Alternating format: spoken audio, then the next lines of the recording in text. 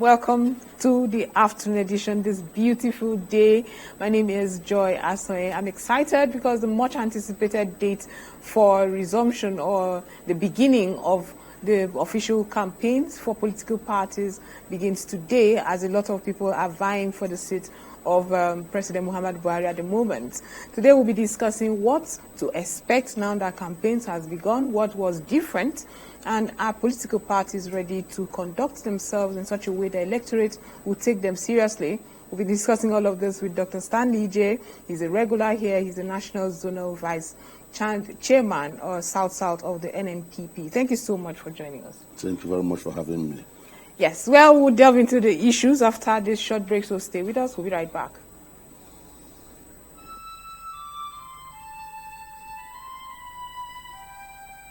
We are a nation blessed with people of diverse cultures, religions, languages, and opinions. It is ironic that we are now being ripped apart by our greatest strength, our diversity. We have allowed intolerance, insensitivity, bigotry, and nepotism to blind our vision of the greatness we can achieve working together as one. We may not have the same culture, nor religion, nor language, but we all belong to the same nation by the divine will of God. We did not choose to be Nigerians. Nigeria chose us. This nation is our divine heritage, and if we open our eyes, we will realize that what divides us pales in comparison to what unites us. And by the comparison and conciliation of our differences, we will grow until our differences disappear. Our unity cannot be willed by mere declarations, nor do we get unity by ignoring the questions that beg for answers. We must celebrate our diversity and debate our differences without fracturing our unity. Our strength is not in our numbers, but in our unity, because even the weak become strong when united. Nigeria unite. This message is brought to you by Abuja Broadcasting Corporation, owners and operators of ASO Radio 93.5 FM Abuja, ASO Television Star Times Channel 127, Free TV Channel 507, and UHF Channel 38. Welcome from that short break. Now, the Independent National Electoral Commission, INEC, had fixed 28 September, that's today, for the final or formal commencement of the presidential campaigns. While at the moment, a lot of political parties among the 18 are already inaugurating their campaign councils. What is happening with the new Nigeria People's Party? I apologize. And we have the National Zonal Vice Chairman, South NNPP, to answer some of these questions and also tell us what the political parties are churning out. What should the electors expect? So I come back to you, Dr. J. What is going on with the NNPP? Are we also seeing the inauguration of a campaign council, or that had been done way before this commencement of campaigns? Yes, thank you very much. Our party, the New Nigerian People's Party, is ready for election. We talk about the inauguration of a campaign council. Yes, every political party that is desirous of winning election must have a campaign council. So we of the NNPP, we are ready. Do you have your campaign council already inaugurated? Yes. Before this day? Well, sure. Any party that is ready to run election must, as at today, should have had their campaign council nominated and ready to move. Okay, a lot had been happening before we get into the political parties and the way they conduct themselves, so that the electorate will see what their manifesto is about and how ready they are to take the country to the desired heights. I would like us to go into what is to be expected now. I had asked an analyst, the political analyst who was on the program some time ago. I mean, we have seen the consultations. We have seen the jingles, although on social media we've seen jingles. We've heard the aspirants or candidates rather, talk about their manifestos, their plan for the nation. Now that it's official, the campaigns have begun, what more are we expected to see? Are we going to see the tour? I know that the leader of your party and the flag bearer had also done a tour before the commencement of this campaign. So what else is there ahead of the elections? Well, our party is a party that discusses issues. Right.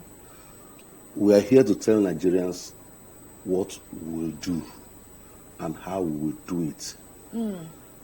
Our party, the New Nigerian People's Party, we are ready to take over the government from Muhammadu Buhari.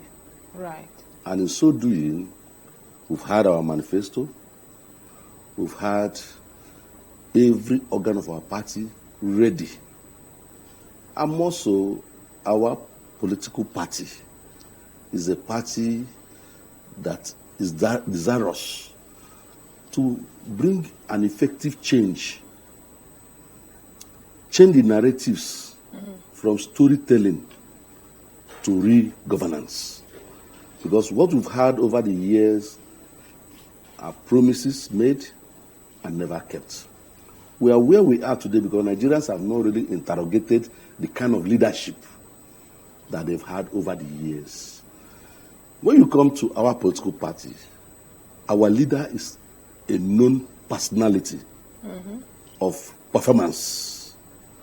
What he has done before speaks volume of the person he is. So our party will bring good governance, effective change, good education, good health care, infrastructural development, security, not just the human angle security of guns and bullets, food security. One of the greatest problems of Nigeria today is hunger. It's ravaging the society. Why? Because previous administrations, and even this one here, have refused to develop critical agricultural infrastructures. This is the only country with vast arable land and people are hungry. With NNPP, we are going to go into massive food production. We are going to bring in the best of agricultural experts. It's only in the country Nigeria you don't have greenhouses. I know about some greenhouses in Nigeria. In fact, I visited one in Gwagwalada. How many? We're beginning to get there. But, I mean, a lot of people watching you right now will wonder. You sound like the new Nigeria, the Nigeria of our dreams is in your lips. You sound very interesting. But that is how we see others, the other political parties. How then can the electorate sieve? You have just mentioned looking at interrogating the person's past and the person's antecedents and all of that. However, a lot of the candidates out there, especially from the, amongst the 18, some of them in businesses have thrived, some of them in even public service have not necessarily done badly for themselves. So how do we sieve? Is it a case of they don't come again and we now fall back into eloquence and prowess with high-sounding words? We're going to do this and do that. We hear that a lot. How would you advise the electorate to sieve through, to know exactly who indeed has the good intentions for Nigerians? Thank you very much. You see, there's an axiom that said, what you don't have, you cannot give. What you have not done before, you cannot do it better. You will be a beginner and a learner. The person of His Excellency, Dr. Engineer Senator Rabiu Musa Kwankwaso, is a tested Democrat. He was a deputy speaker. Okay. A two-time governor. A senator of the Federal Republic. A minister of defense. And an ambassador. So he has gone around. he will hit the ground running from the very first whistle. Because he has held those positions? Because he has held those positions. How is that testament to say that he has the intentions, the good intentions, Good. and the blueprints for what Nigeria That is why really I told needs? you. That is why I told you that what you don't have, you cannot give. Nigeria governments, even with Jonathan, tried TSA. Who started it? Rabiu Musa Kwakwanso in Kano. The massive infrastructural development you see in Kano today, that Kano can be likened to Dubai. At the moment? At the moment. Is nothing but the brain work of a man who is desirous of taking these people from the dungeon of poverty to the heights of economic development. Kano also has its economic. Kano is very economically viable. That's a given. Because somebody laid the foundation. However, Kano also has a lot of poverty indexes. I'm not sure right now, but I'll get it to you. You are saying right now? Yes. When His Excellency. But when we talk about me, infrastructural development, we talk about structures, economic structures that will go through the test of time. Yes. And not necessarily when the leader of the state or the executive governor comes out of that seat, and we now see people drive back into the poverty line. I should expect there are sustainable economic structures that would test the... Let me tell you something you don't know. Okay. The current governor of Kano State was deputy to Engineer Senator Rabiu Musa Kwakwanso. Okay. And Kwakwanso did that because he had expected him to continue the developmental stride. When you say did that, you mean... Yes, he supported Ganduje, yes. And not necessarily sitting him on that set. No, he gave him a free hand to operate. That's why there's no trouble, there's no squabble between the two of them. Even though they are in different political Even though parties? they are, yes. Do they see eye to eye? Why not, if not? Kwakwanso is not that kind of person. I'm just asking from a typical Nigerian's point of view. I mean, if you had such a good relationship with your deputy that now has emerged governor, I should expect that the Kwankwassia movement will somehow get into the governor, and at this point, if your principal, one you respect so much, who gave you this much free hand, moves and starts, or rather revamps the party, you want him to become, are you suggesting Kwakwanso becomes a godfather? I'm no. not suggesting it the only thing he can do is what he's doing. I'm just asking, and I'm asking, like a lot of Nigerians will be asking, if he enjoyed that much privileges as deputy governor, if he understood the vision of this man, and Ganduje being who he is, I'm sure he loves Nigeria, he should throw out his APC broom and pick up the NNPP insignia you have. Life is a choice. Exactly. Ganduje has made his choice. And because Kwakwanso is a man of integrity, he did not quarrel with him or have reason to castigate him in the public. Life is a choice. And Ganduje has chosen that, I want to remain in APC. So be it. Now I apologize for digressing. You were talking about how your leader, Rabiu Kwankwaso, has the blueprint for Nigeria, and he had done it in Kano. Yeah. Yes. So please go ahead. Like I have said before, that one of the major problems of this country right now is food security and the human angle security. Kwakwanso, first and foremost, was a minister of defense. And while he was holding sway in Kano, Boko Haram was ravaging other states around Kano. They never got into Kano. Why? Because somebody had it planned ahead, think out of the box, set up a security institute that trained the locals on intelligence gathering, supports the mainstream security agencies with information. And the state was able to curtail whatever it was that would have been the activities of the militants around Kano. Till today, Kano remains one of the very few states that are peaceful around the axis that Boko Haram operates. With that experience that he has had as a governor, he will bring that to bear in the national space where he will have total and absolute control. Okay. Having said that, I talked about food security. And I did mention that this is the only country that have vast arable farmlands. And yet, we're hungry. Go back to Kano.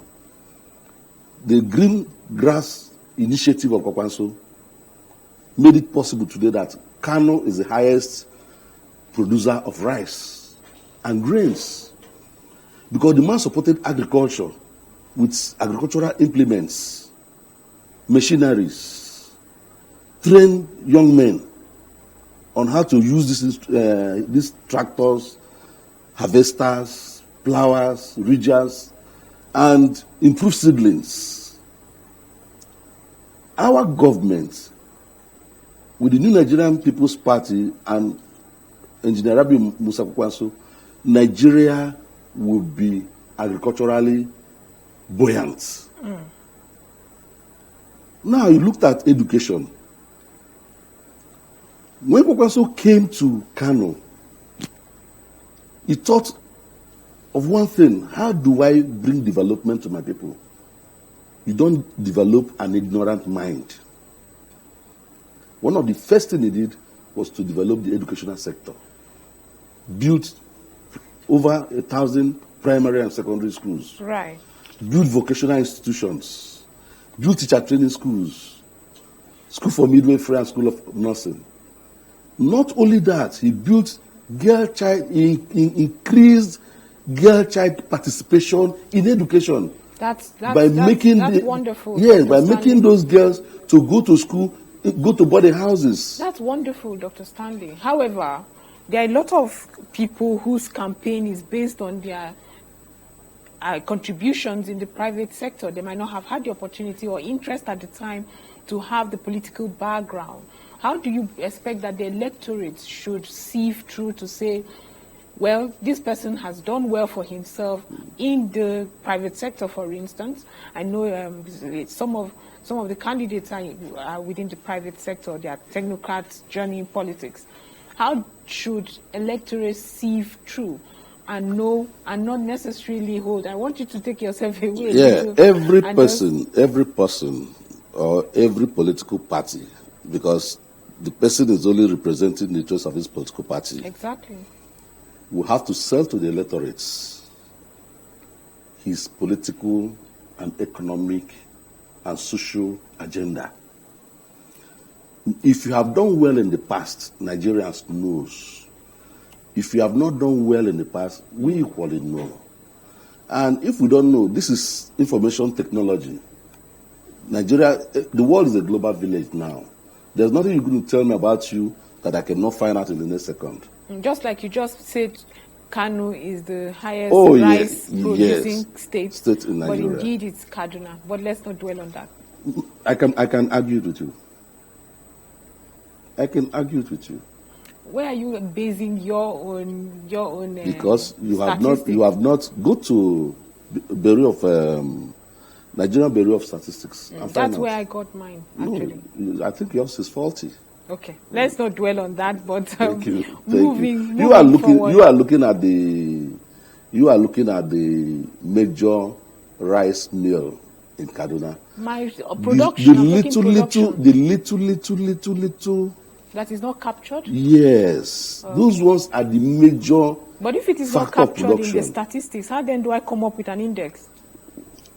That is for you to decide. And these are some of the confusions that the electorate will be watching, some of you who are very vocal about it. No, Nigerians travel very well. Exactly. By the time you enter into Kano, what you see by the roadsides are rice mills all through. Ask those millers who empowered them. They were empowered by Rabiu Musa Kwakwanso when he was governor of Kano State. Okay. All those farm and irrigated farm you see right as you are driving through Kano, into Kano, they were built by the government of Engineer Rabiu Musa Kwankwaso. And If also, every based governor, on that, yes, and if based on every that, governor, including Kaduna you're talking about, have done what Kwankwaso did with sustenance green grass initiative in agriculture, Nigeria will not be hungry. Nigeria will not be where we are today. Right. So, Rabiu Musa Kwankwaso, His Excellency, will replicate better than what he made there, yes, right. the initiative, because now it has a better budget, now it has a better spectrum, experts to work with. We are saying that because he has done it before, he has the mental capacity. He's still a young man to do better than what he has done before. Forget this story of somebody was a successful businessman. How many factories have they built? Would that determine their success as president? Yes. You cannot tell me you can do something when you haven't done it before. Nigeria, today, needs the man who can do it, who has done it before. I am not here to talk about the antecedents of other candidates. Because I want to talk about it's taking us back to another candidate such as yours, that Labour Party presidential candidate who has also been the governor of Anambra State. I don't know what he did in Anambra State. Right. You're right. I don't know how many scholarships he gave in Anambra State. I don't know how many bridges he built in Anambra State. I don't know how many hospitals he built in Anambra State. I don't know how many schools he built in Anambra State. All you know is all I do know is that I have not seen. State. Hold on, man. I have not seen nor heard the schools he built. Kwankwaso has a record of publishing books, which you and I can read and see the things that he has done. Yes, he's if you fly Air Peace today, you will see virtually almost all the pilots were children Kwankwaso sent abroad to go and study avionics and piloting. Doctor, please, same with medical doctors. Please refrain from calling names of brands. You might be asked to pay, but it's a good time to call for a break. When we return, we'll still talk about the plans the NNPP has and how Nigerians should get in line if it all goes well with you. Stay with us. We'll be right back.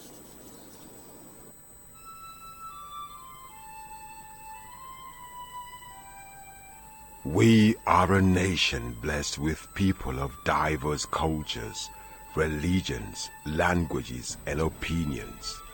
It is ironic that we are now being ripped apart by our greatest strength, our diversity.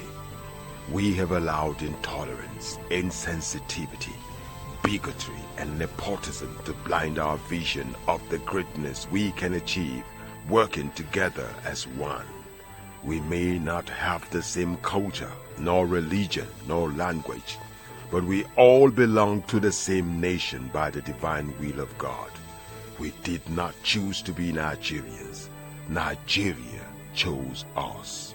This nation is our divine heritage, and if we open our eyes, we would realize that what divides us pales in comparison to what unites us. And by the comparison and conciliation of our differences, we will grow until our differences disappear. Our unity cannot be willed by mere declarations, nor do we get unity by ignoring the questions that beg for answers. We must celebrate our diversity and debate our differences without fracturing our unity. Our strength is not in our numbers, but in our unity, because even the weak become strong when united. Nigeria unite. This message is brought to you by Abuja Broadcasting Corporation, owners and operators of ASO Radio 93.5 FM Abuja, ASO Television Star Times Channel 127, Free TV Channel 507, and UHF Channel 38. If you're just joining us, this is the afternoon edition where we've been discussing political parties commencing the campaigns, the presidential campaigns, today being the 28th of September. And I have Dr. Stanley J., the National Vice Chairman, South-South of the New Nigeria People's Party, and he's been supporting his party's decisions. National Zonal Vice Chairman. I apologize. National Zonal Vice Chairman, South-South of the NNPP. I apologize because you've been such a regular on the show, that should stick. But in my defense, I have several who come, especially from the APC and PDP. I'm just trying to rub that in. Dr. Stanley J., let's go back to what political parties should be known for. I mean, we have had a lot of engagements with media practitioners across board and political stakeholders to say, let us narrow this to issues and not necessarily the sentiments that are often erupted. But what do you expect the electors to do at this moment, that people are beginning to come out loud? This is the much-awaited campaign season beginning, as it was fixed by INEC. Thank you very much. One of the greatest things that have happened in this century is the use of social media as a basis to measure political participation. And I tell you, you might be very wrong. I personally might be very No. Okay, I mean, we might be very wrong. We might be wrong in the sense that every political party has a strategy. Every political party right must adopt a strategy they want to use to win an election. Some might decide not to be too active on the social media, because social media, yes, gets you here and there. It gets you there because no, it doesn't get you there. I'm talking about a good number of young people can be engaged via the social media platform. Yes. And if you are going to meet a group of people who have the larger voting strength, I should expect any political party will align to the social media. Like I said, social media is doing a lot in political engineering. But that on itself is not a proper platform that a political party could use as its own strategy to win election. I will give you an example. Is this the NNPP stance or what? No. I am talking generally, yes. Right.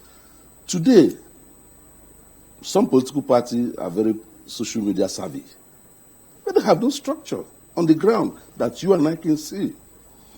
Okay, this is becoming in political engineering. Right. Every political party is expected to have offices, have men and women man those offices, hold political positions, and that now is used as a springboard for social mobilization, social contacting, and dissemination of information. But in a situation today where some political parties are only seen in the net, in the social media, and even in Abuja here where we stay, we don't know whether they have an office. We don't know whether anybody mans those offices. That is very dangerous. But are you seeing a revolution where Nigerians are no longer leaning to the physical structures of buildings to give them the passion for a citizen? That is against one of the INEC rules. I'm not sure there's any political party that doesn't have an office. You see, we must educate the people, the public, the reading public. One of the major determinant factor of a political party being recognized and seen as one is that you must have offices in the 36 states of the Federation and Abuja. And then you are expected to have sub-offices in the LGA and in the wards, because that is where social interaction, social meeting, political meetings occurs. Politics is about meetings, talking to people, providing information. Dr. J, are you perchance talking about the Labour Party? I Because have not mentioned. you have not mentioned. I haven't mentioned. However, anybody. it's not news. There's nobody. I haven't mentioned. I am not here I'm- to mention political parties. I'm I here to agree talk with about you. my own party. I agree with you, but I'm just asking because very often when people talk about political parties and when you talk structure, a political party not having structure but having the internet-based support, they often refer to the Labour Party. Thank you. Now, in that stand, you just spoke very strongly about political parties who have structures online but might not necessarily have what you term important physical structures where social interactions can happen. However, have you gone round to ensure that this assertion is indeed true? Well, in my place, there's an adage that says, when you lie too much, you will bury yourself. The person will bury himself. And then when he buries himself, his hand will come out. And people will now know that's a liar? Yes. Okay. You see, that is what is happening to some political parties. Right. You know, it's not enough for you to have children who believe in you and you are not educating them on what politics and political engineering is all about. I am here, my name is Dr. Stanley J, as National Zonal Vice Chairman, South of my party. That is a contestable position, which I contested, and I was voted, and I won. Can be verified. Can be verified. Right. That is one part of politics that people should know. That is where politics and leadership begins from. Does the NNPP have all the physical structures in all the states? Everything you can think of. As I speak to you today, it is on record that NNPP is the only political party that has been going from state to state, local government to local government, opening offices. And our leader has consistently been doing so. He just came back from Katsina. Now you're making a lot of assertions that I cannot verify at the moment. No, you just said the only political parties opening offices. And there are a lot of parties that have been there. They do not need to necessarily have the opening. NNPP is barely that new. is their own strategy. That is their own. You know, I told you, every political party has their strategy. Right. One of our strategy you have to understand is that NNPP, even though it's not a new political party, but ever since it's a newly revamped political party. There must be a process and a procedure. One of the procedures is that people must be conscious and aware of our presence in every state and in every local government. Speaking about awareness, do you think that the Kwankwassia movement, when you talk about KANU, you have that massive support and support base, and do you think it has sieved to the west and the south-south? I'm a Kwankwassia. But that's just you I'm talking to. No, so you are in the position to tell me. I said I am a Kwankwassia. And I've been a Kwankwassia member in the past 9 years. And I've held various positions in the Kwankwassia movement. And I'm from South-South. And if you come to South-South, we have... You've been a Kwankwassia for how long? 9 solid years. Right. And in that 9 years, I've held world position, LG position, before I came to state, from state to national. Kwankwassia as a movement have structures in every ward, in every local government, in every state, in every zone, and in the national. So we are structured just like a political party. Right. So why is Kwankwassia enjoying this massive grassroots support? Is because of the grassroots developments of Kwankwassia. However, are you concerned? I have read about different indexes, presidential polls ahead of elections, that does not necessarily put Rabio Kwankwaso in the lead. We see a lot of indexes that put him in 4th place. Does that concern you when you read about it? No, in the list. None in the list. Reason being that we have our own strategy. And who are these opinion pool gangsters. Are you calling them gangsters because Yes, they are. don't go your They way? are gangsters because their research is not empirical. Because you necessarily did not answer a questionnaire? Is that why? You are just saying the obvious. How do you come out and blandish reports that you think this is what the opinion pool should be and not necessarily going to the field? Who did you interview? Who are those that you interviewed? I'm sure they did their sample interview. Oh, but are you what saying do you call this it? because sample interview? Sampling. Isn't that how we That end is why up I said with it's not statistics? empirical. Isn't that how we end up with statistics? No. When you want to do an opinion pool, you physically engage people. Everybody. You talk to, yes, you have to. We are talking about something as important as an opinion pool that has to do with. I've never heard of an opinion poll or any statistics that you have to get everybody to be part of it. What do you do? Well, you just sit down in the coffins of your office and have an assumption? They call it sampling. No, that is an assumption. No, if for instance, I interview 1 million pensioners and they give me I arrive at a certain result. So it's safe to say that the remaining 500 agree with the 1 million. No, that is still an assumption. Right. And this case, you believe is an assumption? It is properly an assumption. Do you know why it's an assumption? If Rabi Okwankwaso had come first in those opinion polls are being churned out, I will still hold this opinion. That's not true, Dr. That is Stanley very true. You are such a passionate Kwankwasia. No. You are such a passionate Kwankwasia. Let me tell you something. At that time, you would just tell the world that they are saying what you're saying. saying. Let me tell you something. It's a secret I'm going to tell you today. By all means, go ahead. One of the parameters we have used as a movement is our brand, our red cap. Right.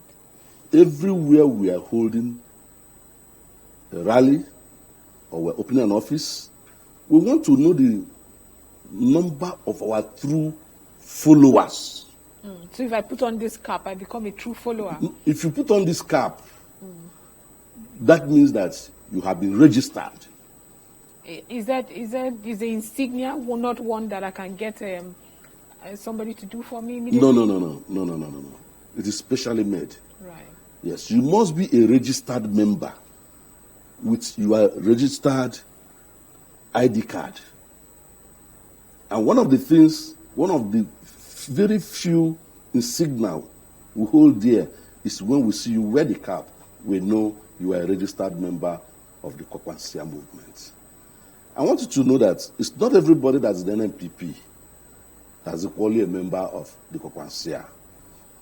Kwakwansia movement, honesty, you must be a convinced disciple.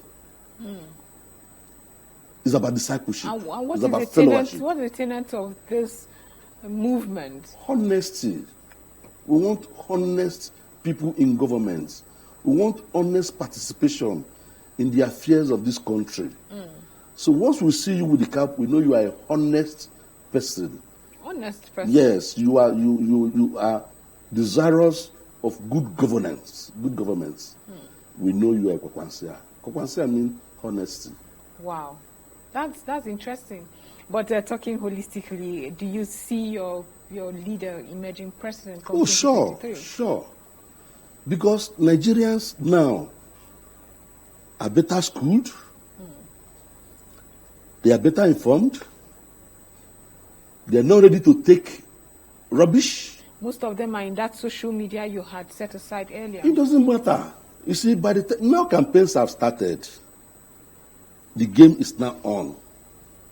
They will know those who are the sheep from the. They will see the are you getting me? Yes. So when people come out and roll out their programs, and you are sitting on the other side, and your people do not have anything to roll out, you start interrogating yourself. Nigerians have come. One of the good things APC did is that it has made all of us conscious of who we are. Right. Now, before I let you go, because we are really getting out of time, while there's no issue of same faith ticket in the NNPP. We have a bishop that's the running mate to Kwankwaso, who is a Muslim. Nigerians are wondering, or I am wondering, let me not speak for Nigerians, do you think we would set aside the fact that the administration right now is a northern one and here is another Kwankwaso from the north? Do you think Nigerians will consider such sentiments? Thank you very much. Every political party chooses who will be their leader based on certain parameters. NNPP, New Nigerian People's Party, is neither APC nor PDP. It is on its own. We are on our own. Our parameter for choosing leadership is based on meritocracy.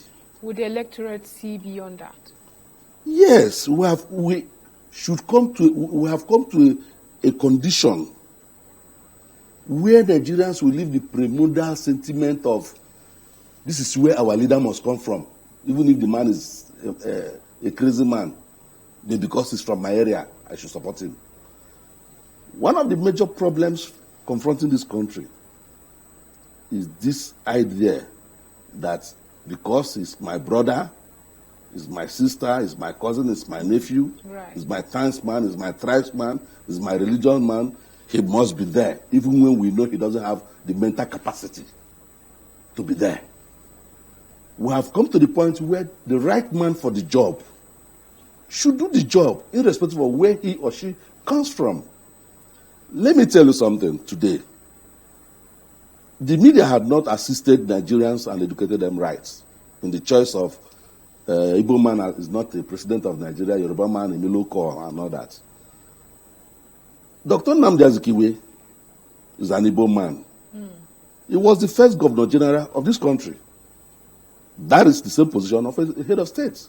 I remember somebody from I'm coming, NNPP. I'm coming. We're really running out of time. Yes, let me finish. To mention that Zik somebody too. from NNPP. Zik too. You're bringing up sentiments. No, that you are the somebody one. Let from me answer you, NNPP man. Zik had too once was the said president of this country. Nigerians should not accept the same faith ticket. It is not showing religious equity. But when it turns around to the ethnic religion is different. And ethnic is a different ethnicity is equally different. Okay. We're talking about the right man for the right job. For the right job. Dr. Stanley, we're going to come back for this. We have really run out of time. As always, it's always a very heated conversation when you come over. Dr. Ije is the National Zonal Vice Chairman, South of the New Nigeria People's Party. And he has been talking so passionately about the NNPP. Unfortunately, it got a little reheated there. My name is Asonye. Until tomorrow when we come back, this is the afternoon edition. Have a wonderful day.